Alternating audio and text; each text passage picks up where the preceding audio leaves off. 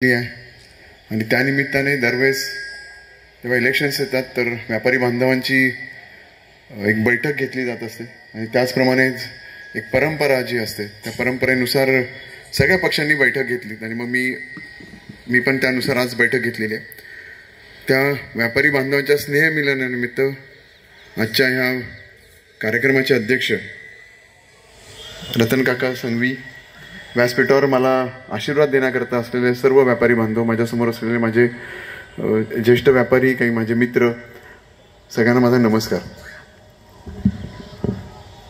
दरवेळेस व्यापारी बांधवांची बैठक असेल, मागे लोकसभेलाही झाली होती, विधानसभेला झाली की त्याच वेळेस आपण सगळेच व्यापारी बांधव जमतो आणि जमल्यानंतर एक कॉमन ठरलेला अजेंडा आणि मिनिमम असतो, त्याच्यावर आपण सगळेजण बोलतो.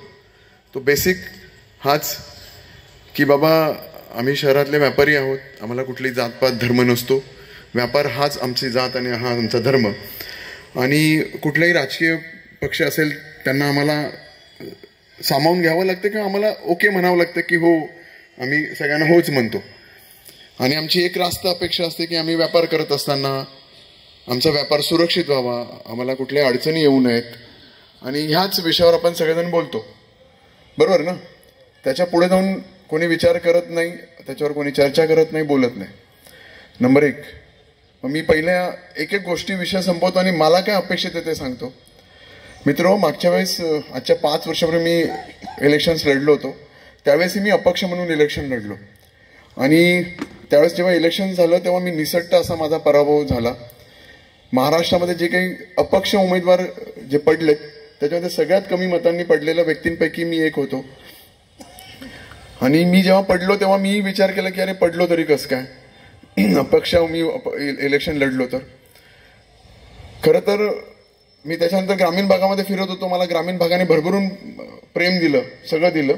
आणि आजही मी जेव्हा ग्रामीण भागामध्ये फिरतो तर मला प्रचंड असं प्रेम ग्रामीण भागामध्ये मिळतं. मी आज एका गावामध्ये जिथे प्रचार प्रसार करत होतो, साधारण 2000 घरं असतील, तर 1000 महिलांनी मला ऑक्शन केलं आज. 1000. मी 8ला सुरू केलं, मी थेट 4 वाजेपर्यंत नॉनस्टॉप प्रचार करत होतो. मी थकत नव्हतो आणि कारण मला उत्साह इतका होत होतो की लोकच बाहेर येऊन थांबलेली होती. अशा पद्धतीत मला उत्साह येत होता. मग मी विचार केला की मी मागच्या वेळेस जेव्हा पडलो तर नेमकं जे मतांचं गणित फरक पडला तो पाचोरा शहरामध्ये पडला. मग मी विचार केला की काय चुकलं का रे माझं, अमोल तुझं काही चुकलं का, की ज्या अमोल शिंदेला पाचोरेकर चांगले ओळखतात आणि अमोल शिंदे कोण आहे पाचोऱ्यामध्ये हे सगळ्या लोकांना माहिती आहे. आणि ग्रामीण भागाने फक्त बघितलेला किंवा ऐकलेला अमोल शिंदे होता की हो, तो अमोल शिंदे कोणालाही कधीही 24 तास कोणी फोन केला तर अहोरात्र उभा राहतो. हो, तो अमोल शिंदे, त्याला कोणी किती पैसे मागितले तर शेवटच्या खिशातला पैसा त्याच्या समोरच्यापर्यंत त्याच्या अडीअडचणी सोडवण्याकरता येतो.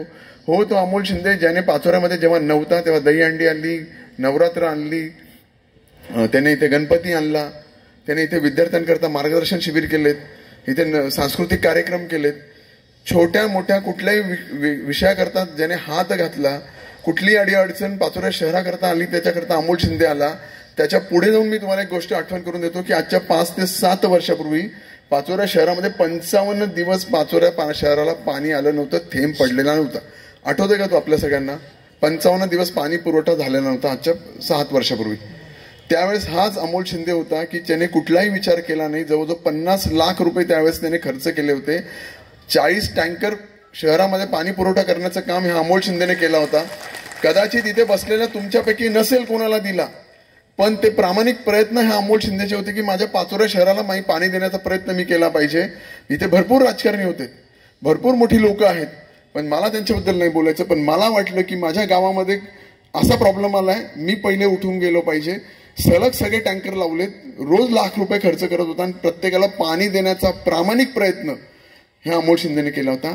आणि ही गोष्ट ग्रामीण भागाने बघितली, ग्रामीण भागाच्या लक्षात आलं की हा कोणतरी उमदा तरुण आहे, हा काहीतरी करू इच्छितो, हा काहीतरी बदल घडण्याचा प्रयत्न करतोय.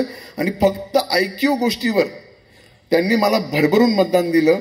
पण पाचोऱ्यामध्ये मी माझे ध्येय धोरणं पोहोचवण्यामध्ये तुमच्यापर्यंत कुठेतरी कमी पडलो असं मला वाटतं आणि त्यामुळे पाचोरा शहरामध्ये मला कमी मतदान मिळालं. ही गोष्ट मला पटली. पण मी पुन्हा एकदा विनंती करतो की तोच अमोल शिंदे आजही इथे आहे आणि माझे ध्येय, धोरण, उद्दिष्ट, विकासाचं धोरण आज आहे, माझंही आहे. मला नंतर कळालं इलेक्शन झाल्यानंतर की एक नॅरेटिव्ह सेट केला गेला की अमोल शिंदे जर कधी पाचोऱ्यामध्ये निवडून आला तर इथे मोठ्या प्रमाणावर गुंडगिरी वाढेल, असा एक नॅरेटिव्ह सेट पाचोरा शहरामध्ये केला गेला. मला पाचोरा शहरामध्ये म्हणजे खरं तर बॉर्न अँड बॉटअप म्हणजे जन्माला मी पाचोऱ्यात आलोय. माझे वडील इथे जन्माला आलेत, माझे आजोबा इथे जन्माला आलेत. आमचं पूर्ण कुटुंब हे व्यापारी कुटुंब आहे. माझे आजोबा पण व्यापार करत होते, माझे वडील आणि काका व्यापार करतात, मी पण व्यापारी आहेत. जर व्यापाऱ्यांच्या भावना जर कधी कोणाला कळत असतील इथे बसलेल्या असलेल्या सगळ्या राजकारणांमध्ये, कारण ते राजकारणी आहेत, ते समाजकारणी आहेत. मी पहिले व्यापारी बांधव आहेत आणि मग समाजकारण मग राजकारणमध्ये झालेलो आहे. त्याच्या इथे बसलेल्या सगळ्या व्यापाऱ्यांच्या जर कधी कोणाच्या भावना कोणाला चांगल्या कळत असतील तर ते मला कळतात. जर मग मला व्यापाऱ्यांच्या भावना जर कळत असतील तर असं मी कसं करू शकतो की पाचोऱ्यामध्ये दहशतवाद, गुंडगिरी करू शकतो? मी 10 वर्ष झाले पाचोऱ्यामध्ये आलेलो आहे. असं एक उदाहरण सांगून द्यावं, एक अजूनही इलेक्शनला 2 दिवस मी मागे राहून जाईल. एक उदाहरण सांगून द्यावं की अमोल शिंदेने एखाद्या व्यापाऱ्याला धमकवलं आणि चुकीचं केलं. दुसरं की अमोल शिंदेचे कार्यकर्ते किंवा शिवाजीनगरचा भाग येतो जिथे माझं समजा पूर्वी श्रमामध्ये माझे वडील काका तिथे जन्माला आले होते की तिथून ते राहिलेत. असं एक उदाहरण शिवाजीनगरच्या मुलाचं दाखवावं की त्याच्यावर एखादी एनसी नोंदवली गेली आहे, त्याने धमक्या दिल्यात किंवा काही केलेल्या आहेत, किंवा अमोल शिंदेचे पदाधिकारी कार्यकर्ते जे संपूर्ण पाचोऱ्यामध्ये नवे पाचोऱ्यात पाचोरा बडगाव तालुक्यामध्ये असं एक उदाहरण सांगावं की त्याने व्यापाऱ्याला किंवा इतर लोकांना केलं. अरे मी तुम्हाला सांगतो अमोल शिंदेला कुठलं साधं व्यसन नाही. मी साधा सुपारीचा खांड खात नाही, मी दारू पित नाही, नॉनव्हेज खात नाही, मी सुपारी खात नाही, तंबाखू खात नाही, सिगरेट करत नाही, कुठलंच मला व्यसन नाही आहेत. बरं पूर्वी होतं आणि आता बंद केलं ते व्यसन असंही नाहीये. किंवा मी माझ्या कॉलेज लाईफमध्ये होतो आणि मी चोरून लपून बिअर प्यायचो, चोरून लपून सिगरेट प्यायचो, असंही नाही आणि मी आता बंद केली आहे. मला लहानपणापासून नव्हतं ना आताही नाहीये. पण असं काय असं चुकीचं नॅरेटिव्ह सेट केलं आणि ते तुम्ही मान्य केलं, मला तेच लक्षात नाही आलं. एकही उदाहरण नाही की ज्याच्यामुळे मी व्यापाऱ्यांमध्ये येऊन धमकवलंय, मी चुकीचं वागलंय. उलट ज्या वेळेस मला कुठला व्यापारी भेटला किंवा काही झालं असेल तरी मी इतक्या नम्रतेने, इतक्या आदरभावाने मी तिथे वागलोय की मला माहिती आहे की मी माझा इथे बसलेला.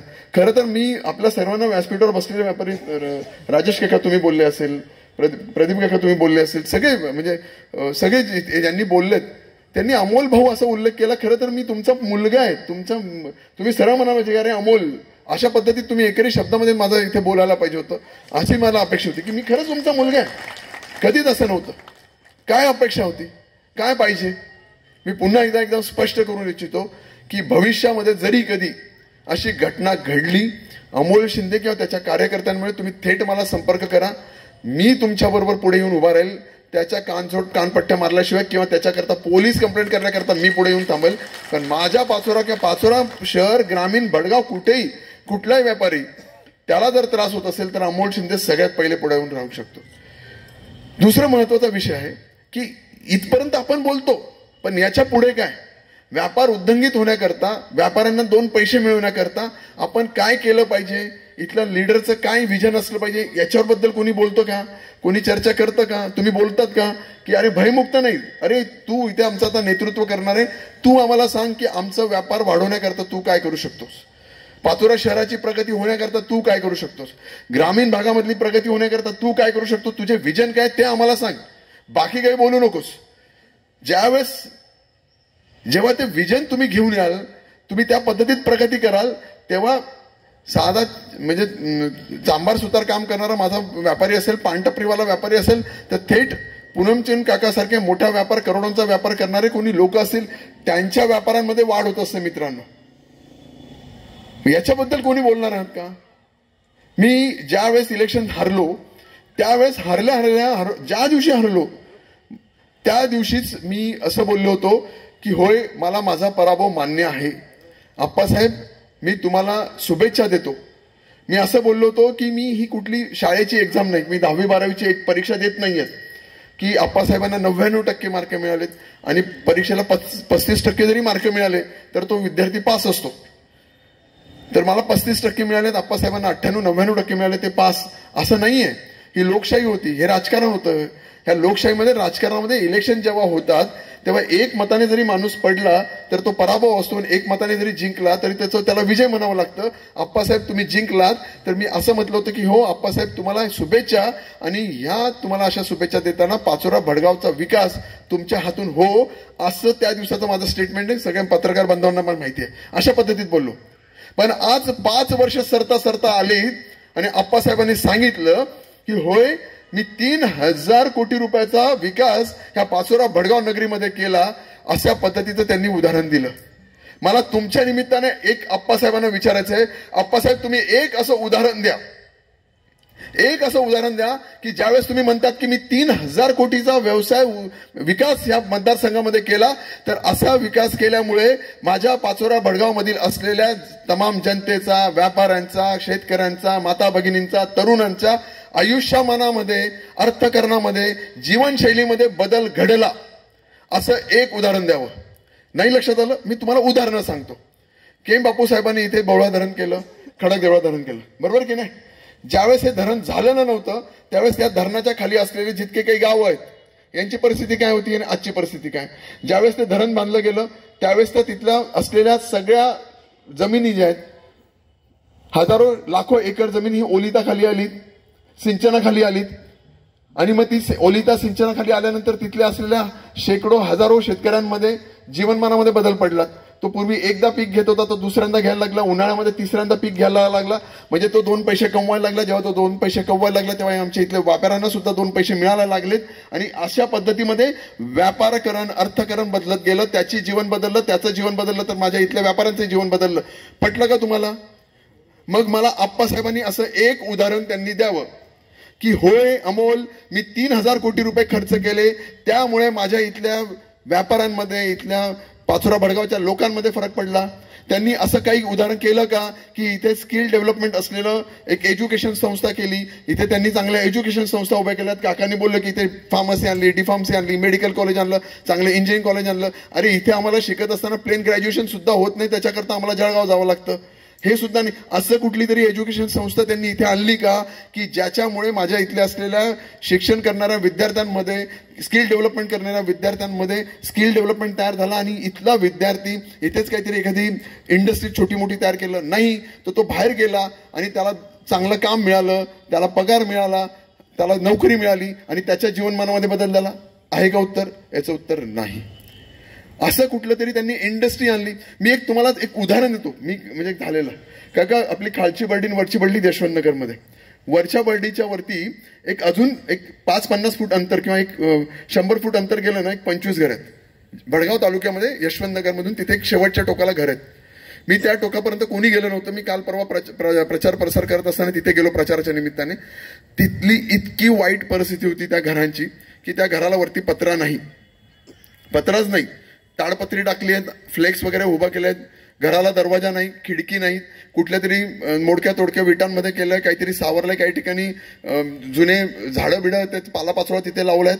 अशी 10x10, 10x8ची तिथे आहेत आणि 25-30 कुटुंब तिथे राहतात. मग मी एकदम अस्वच्छ वातावरण होतं, एकदम घाणेरडं वातावरण होतं. मग मी म्हटलं अरे मी काहीतरी करून देऊयात का, मी JCB पाठवतो, काहीतरी स्वच्छ करतो किंवा काहीतरी करून देतो. तिथून मी हे सत्य सांगतोय, तिथून एक म्हातारी आजी, 70 वर्षाची आजी आली, जिचं शिक्षण शून्य आहे, तिला काहीच माहिती नाही, तिला व्यापार माहिती नाही, तिला बाहेर जगामध्ये काय चालतं काही माहिती नाही. ती मला येऊन म्हणते की अमोल काहीच करायचं नाही, आमच्या परिस्थितीमध्ये बदल तुला करायचं नाही, इथे काहीच स्वच्छता काहीच करू नको, काही आणू नको, मला घरकुल देऊ नको, मला काय शिधा वाटप करण्याकरता मला रेशन कार्डचं काही देऊ नको, काहीच करू नको. काका ती मला असं म्हणालीत की अमोल एक कंपनी आमच्या भडगावमध्ये आणून दे. काय बोलली ती? ज्या बाईला शिक्षण येत नाही तिला कळतं की एखादी कंपनी इथे आणली तर माझ्या मुलाला नोकरी मिळेल आणि माझी परिस्थिती ऑटोमॅटिक, माझं काही कारण नसताना माझी परिस्थिती बदलेल, हे त्या बाईला कळतं. पण आप्पासाहेब तुम्हाला 10 वर्षात कसं कळालं नाही की एक मोठी इंडस्ट्री तुम्ही इथे आणू शकले नाही की जिथे 1000, 2000, 5000 माझ्या इथल्या मुलांना रोजगार मिळेल आणि त्यांना रोजगार मिळेल, त्यांना 2 पैसे मिळतील, त्याच्या हाताला काम मिळेल, त्याच्या पोटाला भाकरी मिळेल. बरं तर काय होतं? त्याने 5000, 10,000 रुपये कमवले काय तो सगळ्याच्या सगळे घरी घेऊन जातो काय? मला सांगा काय होतं? जेव्हा त्याला 10,000 किंवा 15,000 पगार मिळतो तर तो काय करतो? तो दूध घेतो, तो किराणा मालाच्या दुकानात जातो, तो पेट्रोल टाकतो, तो फार तर बरं 1,000 2,000 रुपये वाचवतो आणि बाकीचे सगळेचे सगळे पैसे ह्या व्यापाऱ्यांमध्ये खर्च करतो, त्याच्या जीवन जगण्याकरता खर्च करतो. मग ते पैसे कुठे येतात? आपल्यामध्ये व्यापाऱ्यांमध्ये येतात ना, आणि तिथून व्यापाराचं दळणवळण होतं ना.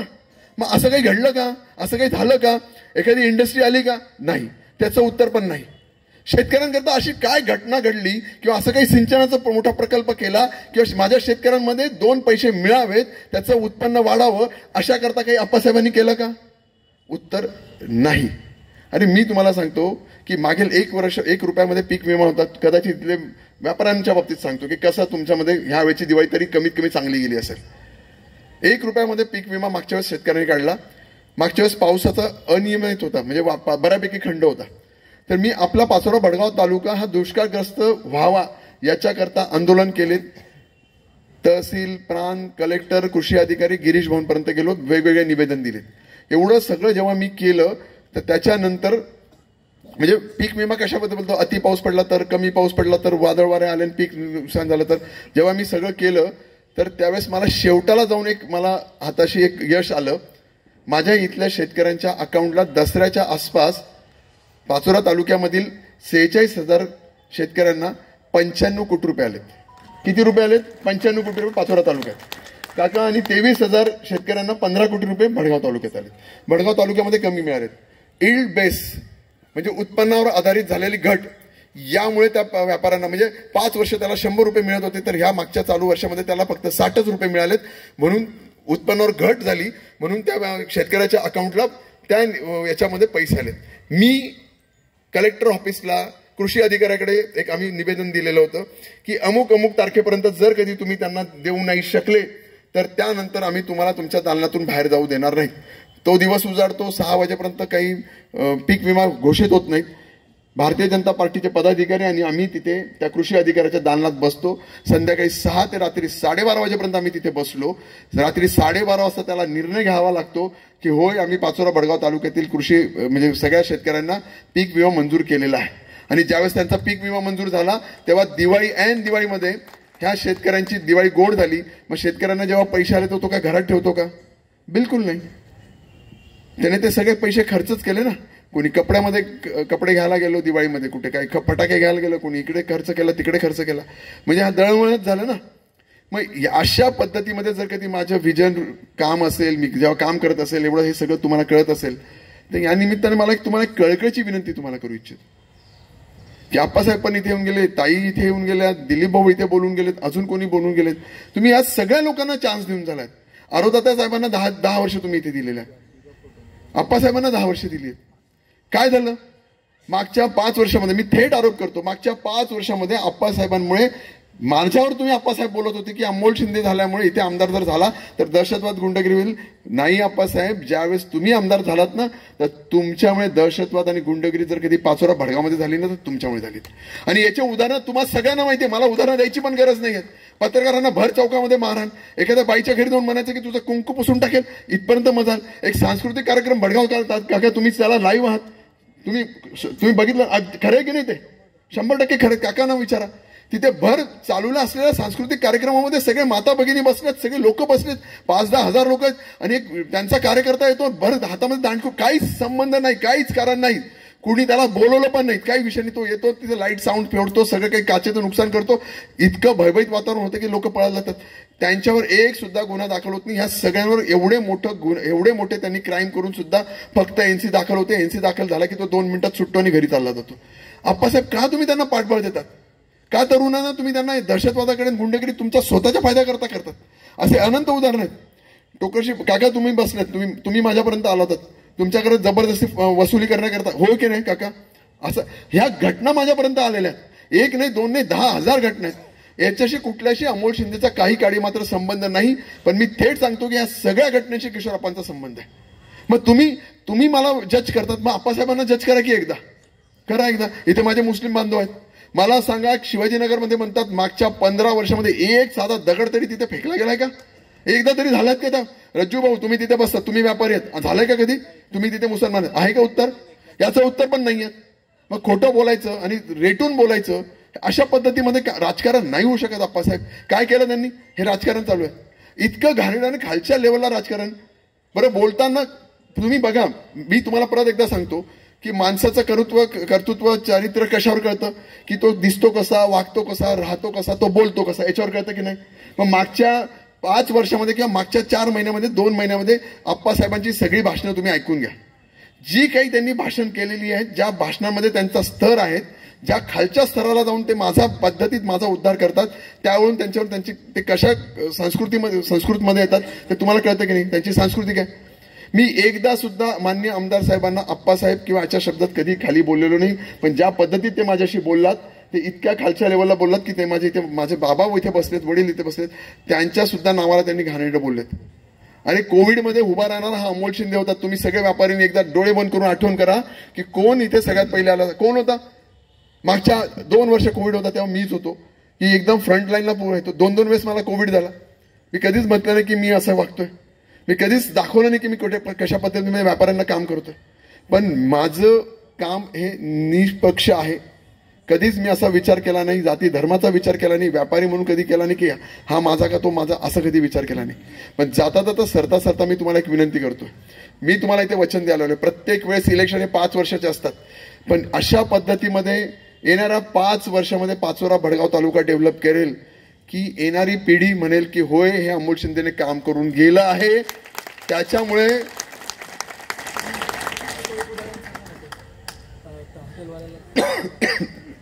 असे अनंत उदाहरण. एका हॉटेल मालकाला सुद्धा चाकू खोसला. मी तुम्हाला वचन द्यायला इथे आलो. म्हणून मी जाता जाता तुम्हाला विनंती करतो. खरं तर माझ्या डोळ्यामध्ये इथे पाणी येतंय, हे फक्त पाचोराच्या व्यापाऱ्यांमुळे. म्हणजे मला तुमच्याबद्दल सगळे मला ओळखतात की ओ राव, मी कसा आहे सगळ्यांना माहिती आहे.